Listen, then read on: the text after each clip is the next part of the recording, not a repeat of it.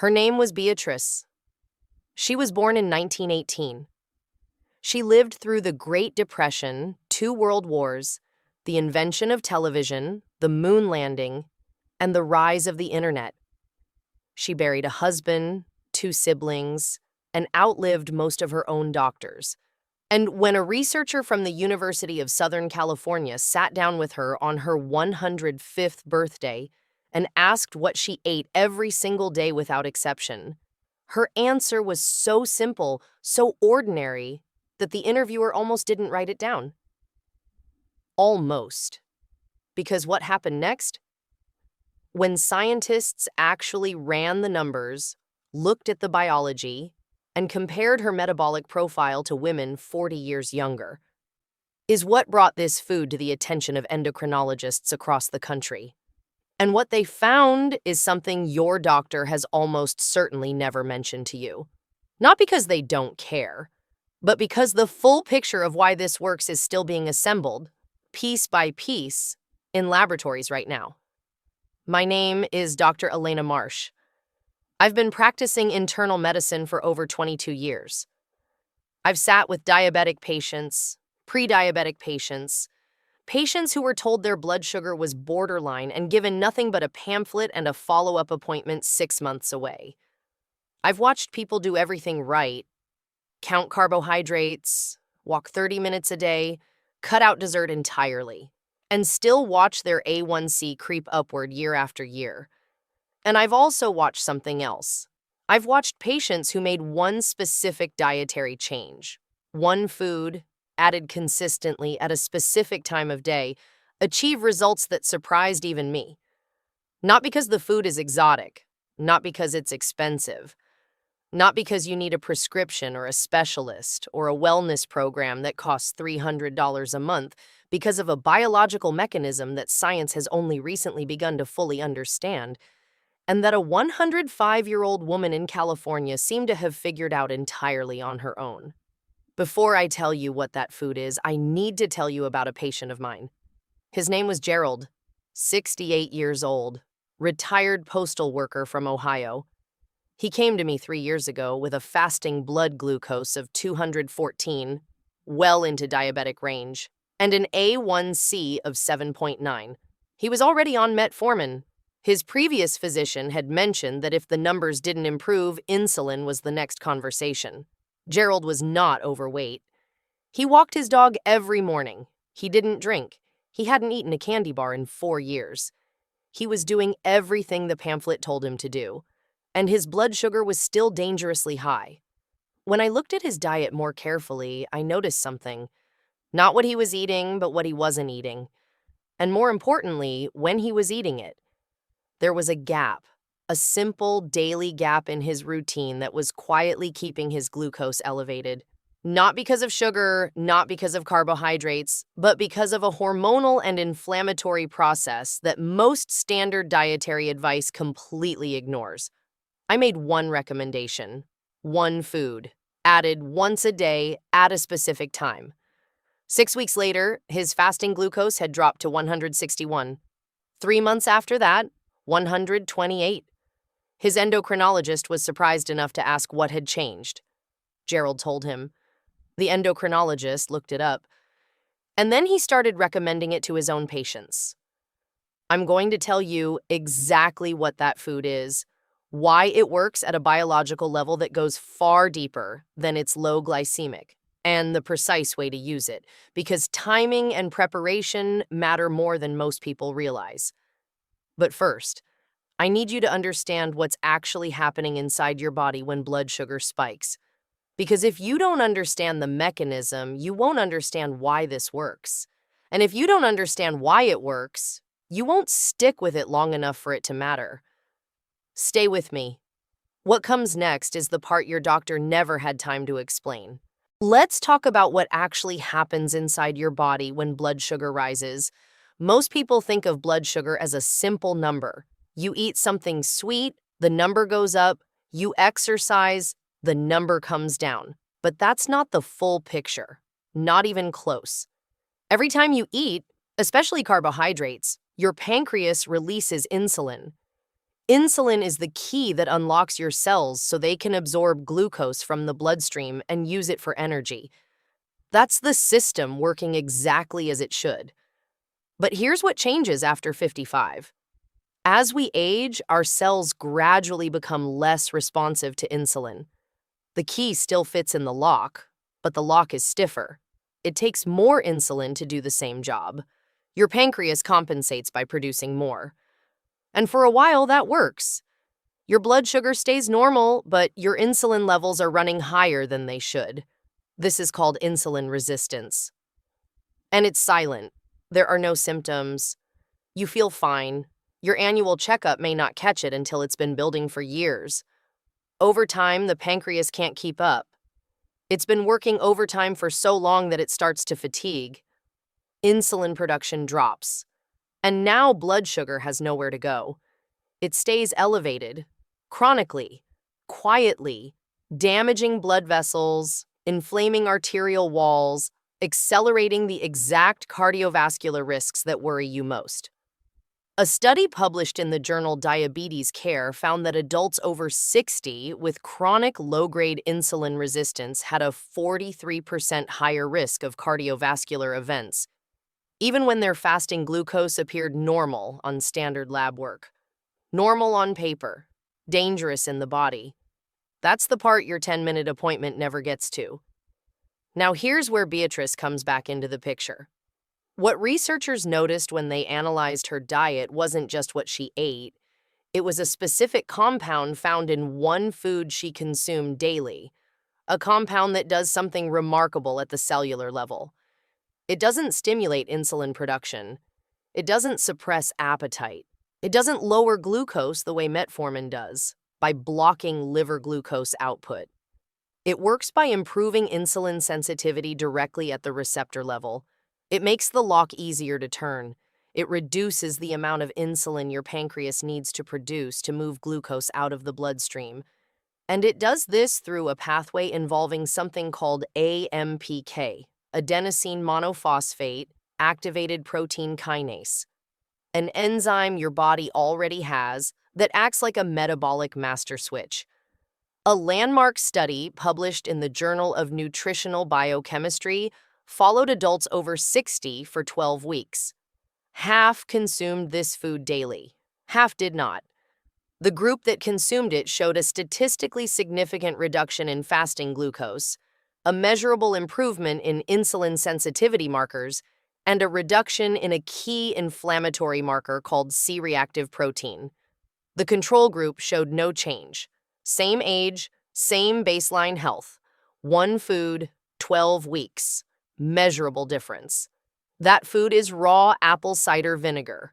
Specifically, 1 to 2 tablespoons of raw unfiltered apple cider vinegar with the mother, diluted in a full glass of water, consumed 15 to 20 minutes before your largest meal of the day. The active compound is acetic acid. And what acetic acid does to your glucose response after a meal has been studied now for over 2 decades.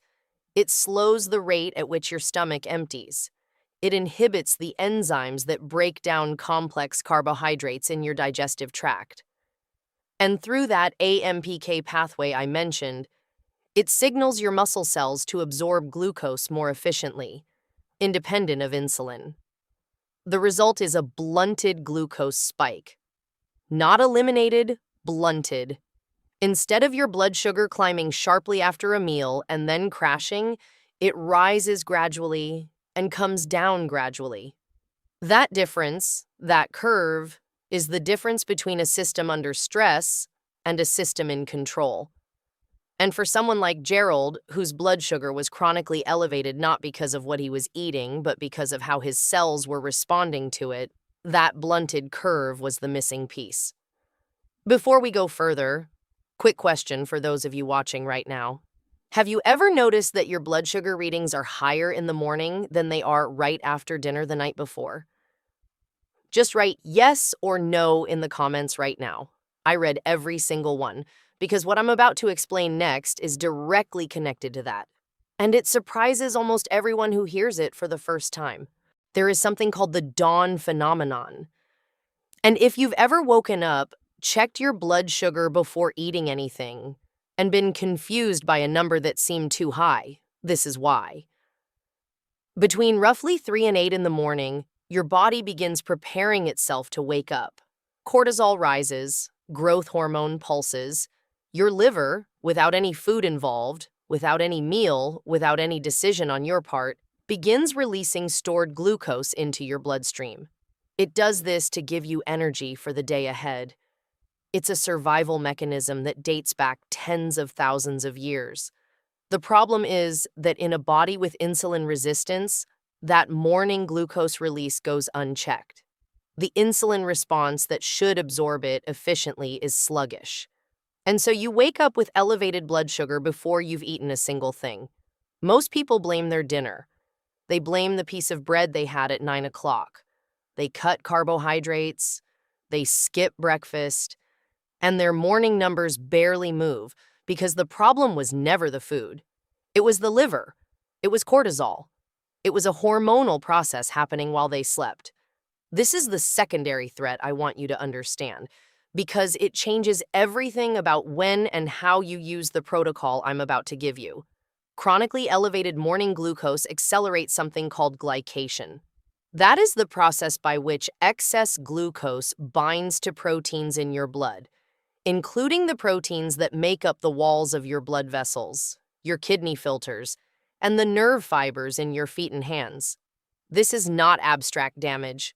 This is the biological mechanism behind diabetic neuropathy, behind the kidney decline that sends people to dialysis, behind the retinal damage that steals vision. A review published in the journal Frontiers in Endocrinology found that controlling post-waking glucose variability, specifically the spike that occurs in the first 2 hours after rising, reduced glycation markers by up to 28% over 16 weeks. That is measurable protection. Not a theory, not a supplement company claim, a peer-reviewed finding in a major endocrinology journal. And here is what made that finding significant. The intervention wasn't a medication. It was a combination of timing, movement, and one specific dietary addition consumed at the right moment. Which brings us to the protocol.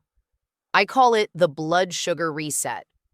3 steps, no equipment, no cost, built around the biology I've just described, and the window of vulnerability that opens every single morning when your liver begins its glucose release. Step 1, the morning dilution, before coffee, before food, before you check your phone. Within 10 minutes of waking, drink a full 8-ounce glass of water with 1 tablespoon of raw, unfiltered apple cider vinegar with the mother stirred in.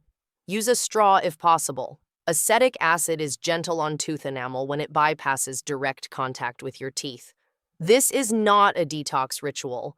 This is a targeted biochemical signal. The acetic acid reaches your digestive system before any food does and begins priming the AMPK pathway, the metabolic switch we discussed. So that when glucose does enter your bloodstream from your morning meal or from your liver's natural release, your cells are already in a more receptive state. A clinical trial published in Diabetes Research and Clinical Practice found that consuming diluted apple cider vinegar before breakfast reduced post-meal glucose peaks by an average of 34% compared to a water-only control group. 34%. In people who changed nothing else about their diet. Step 2, the 2-minute walk. Within 20 minutes of finishing breakfast, not a gym session, not a structured workout, a 2-minute walk around the block, down the hallway, in your backyard, 2 minutes of light movement. Skeletal muscle is the largest glucose disposal organ in your body. When muscle contracts, even lightly, it activates a glucose transport mechanism called GLUT4 that works independently of insulin. Your muscles absorb glucose directly without waiting for insulin to unlock the door. This is one of the most underutilized and completely free metabolic interventions available to anyone over 55. A study in the journal Diabetologia found that 2 to 5 minutes of light walking after meals reduced glucose spikes by 37% compared to sitting. Not running, not cycling, walking. 2 minutes. Step 3. The evening anchor. At dinner, your last substantial meal of the day, repeat the apple cider vinegar dilution 15 minutes before you eat. 1 tablespoon in 8 ounces of water. This is the anchor that addresses the dawn phenomenon directly. By reducing the glucose load your body carries into the overnight hours, you give your liver less stored glucose to release during that 3 to 8 a.m. cortisol window. You are not eliminating the dawn phenomenon. You cannot eliminate a biological mechanism that evolved over millennia, but you are lowering its ceiling. You are reducing how high that morning spike climbs. And over time, over weeks, not years, that reduction compounds. Lower morning baseline, lower post-meal peaks. Less glycation, less vascular stress. Less wear on the kidneys and the nerves and the retinal vessels that the damage happens to silently, invisibly, years before any symptom appears. That is the blood sugar reset. 3 steps. Morning dilution, 2-minute walk, evening anchor. Free, immediate, built on 2 decades of published research. Now, I want to tell you what happened to Gerald. Gerald came back to see me 6 weeks after I gave him the blood sugar reset. He walked in looking the same. Same jacket, same quiet manner. But he had his glucose log with him, a small notebook he'd been keeping every morning since our last appointment. He set it on the desk without saying anything and just pointed to the numbers. The first entry was 214. The entry for week 6 was 161. He hadn't changed his diet beyond the vinegar. He hadn't added exercise beyond the 2-minute walks after breakfast and dinner. He was still on metformin. He hadn't done anything dramatic or expensive or difficult. He had simply closed the gap, the daily gap in his routine that had been keeping his cells in a state of low-grade metabolic stress for years. At the 3-month mark, his fasting glucose was 128. His A1C had dropped from 7.9 to 6.8. His endocrinologist, who had been preparing to discuss insulin, instead asked him to come back in 6 months for a recheck. Gerald told me something at that appointment that I've thought about many times since. He said, "Nobody ever explained to me what was actually happening inside my body. They just kept changing the numbers on my prescription." That's not a criticism of his previous doctors. They were doing their jobs within the constraints of a system that gives physicians 10 minutes per patient and incentivizes intervention over education. But it is exactly why I make these videos. Because the information exists, the research exists, the mechanism is understood. What has been missing is the translation. Someone taking the time to sit with you, the way I would sit with a patient, and explain not just what to do, but why it works, so that when you do it, you're not following a rule. You're making a decision based on understanding. And decisions based on understanding are the ones that stick. Beatrice, by the way, lived to 105, eating what she had always eaten. Simple food, prepared simply, consumed at consistent times, including every single day a small amount of raw apple cider vinegar in water before her meals. A habit she said her own mother had taught her, long before any researcher had a name for the mechanism behind it. Sometimes the science catches up to the wisdom. Sometimes it just confirms what careful people figured out quietly across generations without a single clinical trial. Now I want to ask you something. Is there someone in your life, a spouse, a parent, a sibling, a friend, who checks their blood sugar every morning and watches that number with worry and never quite understands why it moves the way it does? Someone who has been told their levels are a little high and handed a pamphlet and sent home. This video was made for that person as much as it was made for you. Share it with them, not to promote this channel, because the explanation they never received in a doctor's office is sitting right here, and it costs nothing to pass it along. The 2-minute walk costs nothing. The tablespoon of vinegar costs pennies. The understanding of why it works, that's what changes behavior. And change behavior is what changes the numbers. Send this to someone who needs it before the morning when it matters most. If you haven't subscribed yet, I'd like to ask you to do that now. Every week, I bring honest, research-based information about what your body needs after 60.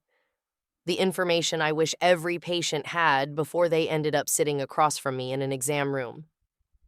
Subscribing means you won't miss what comes next, and what comes next matters. One last thing before you go. Everything I've shared today is based on published research and more than 2 decades of clinical experience. The studies I cited are real. The mechanism is real.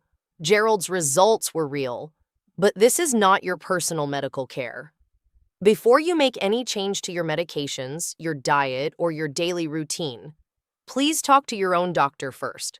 Bring this information into that conversation. Show them the studies. Ask the questions. Your doctor knows your full history in ways I cannot. Good medicine doesn't happen in a YouTube video. It happens in the conversation this video starts, between you and the physician who knows you. That conversation is where this begins. Go have it. I'll be here next week.